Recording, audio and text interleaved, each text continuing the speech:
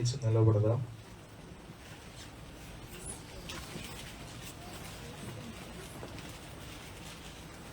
మన ఆరాధన క్రమం చొప్పున దేవుని వాక్యంలో నుండి కీర్తనల గ్రంథం 111వ కీర్తన చదువుకున్నాం.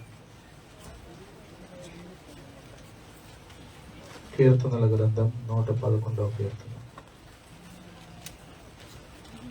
దయచేసి అందరూ బైబిల్ తెరిచి పేజ్ నంబర్ 512 చూడాలని ప్రేమతో తెలియపరుస్తాం.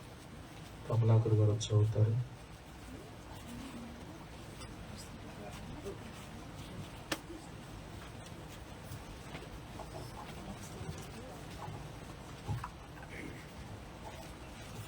హల్లెలూయా. యెహోవాను స్తుతించుడి, యథార్థవంతుల సభలోను సమాజములోను పూర్ణ హృదయముతో నేను యెహోవాకు కృతజ్ఞతాస్తుతులు చెల్లించెదను. యెహోవా క్రియలు గొప్పవి, వాటి యందు ఇష్టు గల వారందరూ వాటిని విచారింపరు.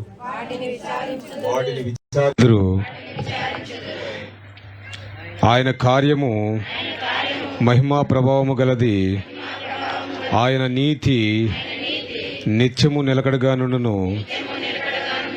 ఆయన తన ఆశ్చర్య కార్యములకు జ్ఞాపకార్థ సూచనను నియమించి ఉన్నాడు. యెహోవా దయాదాక్షిణ్య పూర్ణుడు, తన యందు భయభక్తులు గల వారికి ఆయన ఆహారం ఇచ్చి ఉన్నాడు. ఆయన నిత్యము తన నిబంధన జ్ఞాపకము చేసుకొనును.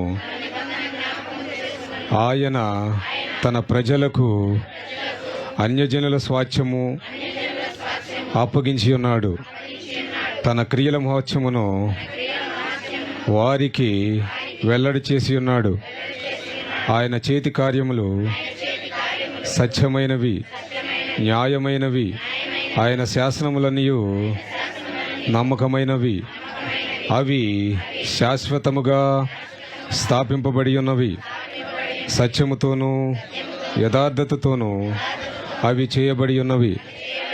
ఆయన తన ప్రజలకు విమోచనము కలుగజేయువాడు.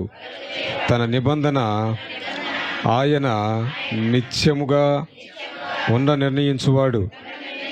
ఆయన నామము పరిశుద్ధమైనది, పూజింపదగినది. యెహోవా యందలి భయము జ్ఞానమునకు మూలము. ఆయన శాసనములు ననుసరించు వారందరూ మంచి వివేకము గలవారు. ఆయనకు నిత్య స్తోత్రము కలుగుచున్నది. హల్లెలూయా. చదవబడిన కీర్తన ప్రభు మన కొరకు దీవించును గాక. ఆమేన్. హల్లెలూయా.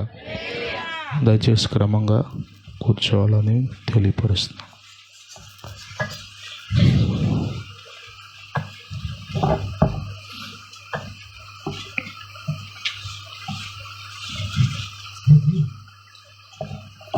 దేవుని పరిశుద్ధ నామమునకు మహిమ కలుగును గాక.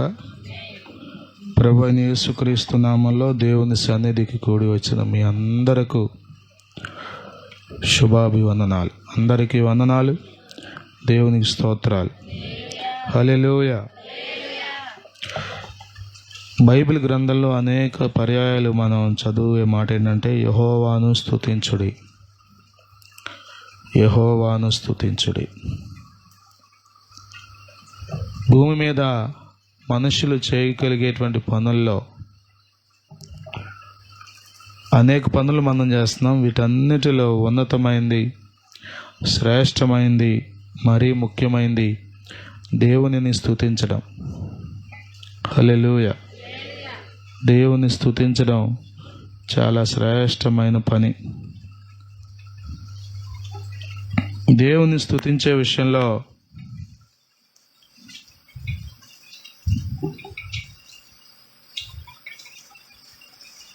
మనిషి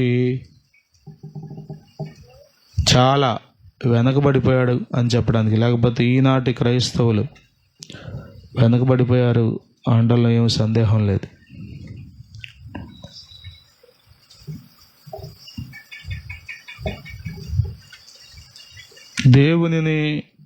దేవుని శక్తిని, దేవుని గొప్పతనాన్ని, దేవుని ఔన్నత్యాన్ని, ఆయన యొక్క మంచితనాన్ని, ఆయనలో ఉన్న గుణలక్షణాలను పొగడమే ఆయనను స్తుతించడం. సహజంగా మీకు నచ్చిన వాళ్ళు కనపడ్డారు అనుకోండి, మీరు ఆశించిన వ్యక్తులు ఆశించిన స్థాయిలో కనబడుతున్నప్పుడు వాళ్ళని పొగుడుతారు కదా, అమ్మ పలానమ్మ అట్లా ఇట్లా, ఎవరు చెప్పకపోయినా, ఎవరు అడగకపోయినా అట్లా. స్తుతి అంటే ఏమీ లేదు, మాటలతో దేవునిని మెచ్చుకోవడం. ఎందుకు దేవుని మనం స్తుతించాలి? దేవునికి ఏమన్నా మనం ఆయన్ని గొప్పగా చెప్పుకుంటే పొగుడుతుంటే పొంగిపోయే రకమా? దేవునికి ఏమైనా స్తుతులు కరువయ్యాయని మనల్ని స్తుతించమంటున్నాడా? ఏంటి స్తుతిలో ఉన్నటువంటి అర్థం? అంటే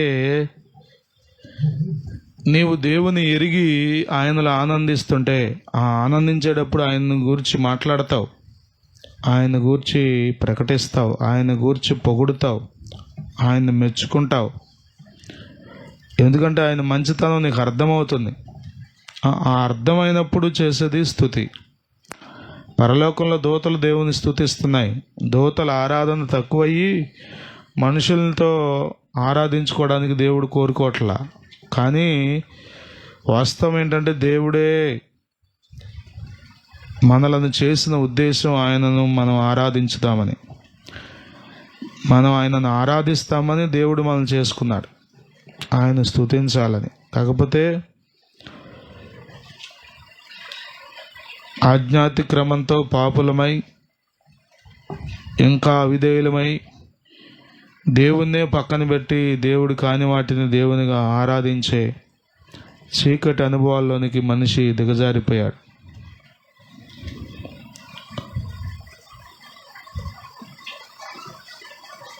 ఆయనలో ఉన్న గుణలక్షణాలు మనం పొగడాలి. ఇది ఏదో అడిగి పొగిడించుకోవడం కాదు సుమా. కదా, రాజుల దగ్గర కొద్దిమంది ఉంటారు, వారు ఏంటంటే రాజును పొగట్టడానికే, వాళ్ళ ఉద్యోగమే అది, పొగట్టం. ఇంకదే పని. అందుకొరకు రాజుగారు వారిని నియమించుకుని వారికి జీతభత్యాలు ఇచ్చి వారిని పోషిస్తాడు. అట్లా మనం కాదు. అసలు మానవ జాతి సృష్టించబడిన ఉద్దేశం ఏంటంటే మనం ఆయన్ని స్తుతించడం. కాబట్టి దేవుని స్తుతించే పనిలో మనం ఉండాలి. బైబిల్ గ్రంథంలో ఆదికాండం 24వ అధ్యాయం 27వ వచనంలో అబ్రహాము యొక్క ప్రధాన దాసుడు ఎలియాజరు దేవుని స్తుతించినట్లుగా మనం చూస్తాం. నిర్గమకాండం 15వ అధ్యాయం 1వ వచనంలో మోషే, ఇశ్రాయేలీయులు దేవుణ్ణి స్తుతించి ఆరాధించినట్లుగా మనం చూస్తాం.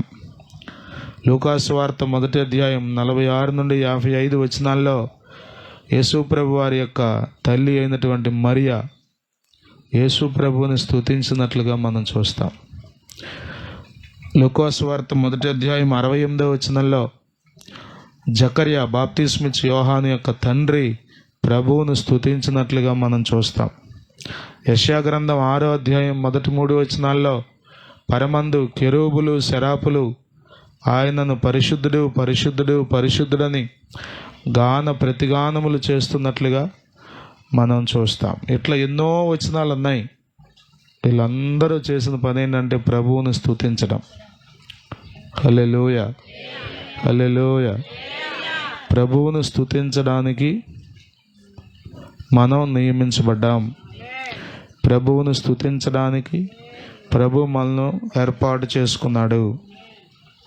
హల్లెలూయా, హల్లెలూయా. ఎప్పుడెప్పుడు స్తుతించాలి అంటే సదా స్తుతించాలి. ఎల్లప్పుడూ ప్రభువుని స్తుతించాలి. ఒక మాట చూడండి, మొదటి దినవృత్తాంతముల గ్రంథం 16వ అధ్యాయం 25వ వచనం. 1 Chronicles 16:25. యెహోవా మహాఘనత వహించినవాడు, ఆయన బహుగా స్తుతి నొందదగినవాడు, సమస్త దేవతల కంటే ఆయన పూజ్యుడు. ప్రియమైన దేవుని బిడ్డలారా, ఆయన స్తుతి నొందదగినవాడు, అందరికంటే ఆయన పూజనీయుడు. హల్లెలూయా, హల్లెలూయా. ఈ దానిలో చాలామంది బలవంతంగా చెప్పండి మా స్తోత్రం చెప్పండి అంటే అప్పుడు రెండోసారి మూడోసారి గట్టిగా చెప్పండి అంటే అప్పుడు మళ్ళా చేతుల పైకెత్తి చెప్పండి అంటే అట్లా ఏదో బలవంతంగా చేసేది ఏదైనా అది స్తుతి అవదు. ఏ పని కూడా ఆశీర్వాదకరంగా ఉండదు బలవంతంగా చేస్తే, ప్రయోజనకరంగా ఉండదు, ప్రతిఫలాలు ఏమి ఉండవు. బలవంతంగా చదివే బిడ్డకు చదువు వస్తుందా? ఇష్టంగా చదివేవాడికి చదువు వస్తుంది, సంతోషంగా చదివేవాడికి చదువు వస్తుంది. స్తుతి కూడా మనం ఆయనను ఇష్టపూర్వకంగా చెల్లించాలి. స్తుతించే వారి సంఘంలో ఉంటే ఆ సంఘం విస్తరించబడుతుంది. ఆమేన్. స్తుతించే వారి కుటుంబంలో ఉంటే ఆ కుటుంబం దేవుని దీవెనల చేత నింపబడుతుంది. హల్లెలూయా, హల్లెలూయా. సణుగుకునేవారు కుటుంబాల్లో ఉంటే ఆ కుటుంబాలు శపించబడతాయి. దేవుని ఉగ్రతను మూట కట్టుకోవాల్సి వస్తుంది. కాబట్టి ప్రియులారా, స్తుతి మన నోట ఉండాలి. ఆమేన్. స్తుతి స్తుతి స్తుతి అనుకుంటూ ఉండాలి.